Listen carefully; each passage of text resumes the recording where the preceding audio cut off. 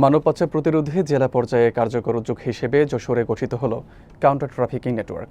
Switzerland সরকারের সহায়তায় উইন্ডক ইন্টারন্যাশনালের বাস্তবায়নে এবং উন্নয়ন সংস্থা রূপান্তরের আয়োজনে আশ্বাস প্রকল্পের আওতায় মঙ্গলবার যশোরে এই সভা অনুষ্ঠিত হয়।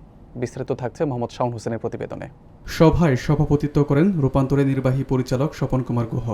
অতিথি হিসেবে উপস্থিত ছিলেন রাইটস যশোরের নির্বাহী পরিচালক বিনয় কৃষ্ণ মল্লিক, উইন্ডক ইন্টারন্যাশনালের প্রোগ্রাম অফিসার মাসনুন হক এবং রিজিওনাল কোঅর্ডিনেটর শক্তি দিব্রা। এছাড়াও সভায় অংশগ্রহণ করেন রূপান্তর রাইটস যশোর, বাঁচতে শেখো justice and care, solidarity centre Bangladesh, adore, Dhaka Ahsania mission, blast, ধারা জয়তী সোসাইটি, KMSS আফনান, জাতীয় মহিলা আইনজীবী সমিতি, বমসা, পেন ফাউন্ডেশন, আশরাফ ফাউন্ডেশন, দি সলভেশন আর্মি সহ মোট 20টি বেসরকারি প্রতিষ্ঠানের নির্বাহী ও দায়িত্বশীল কর্মকর্তারা। সভায় মানব পাচার প্রতিরোধে সমন্বিত প্রচেষ্টা, সচেতনতা বৃদ্ধি এবং নেটওয়ার্ক ভিত্তিক কাজের গুরুত্ব তুলে ধরা হয়।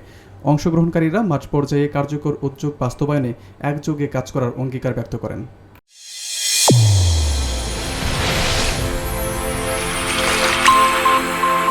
চ্যানেল A1 হৃদয়ের স্পন্দন।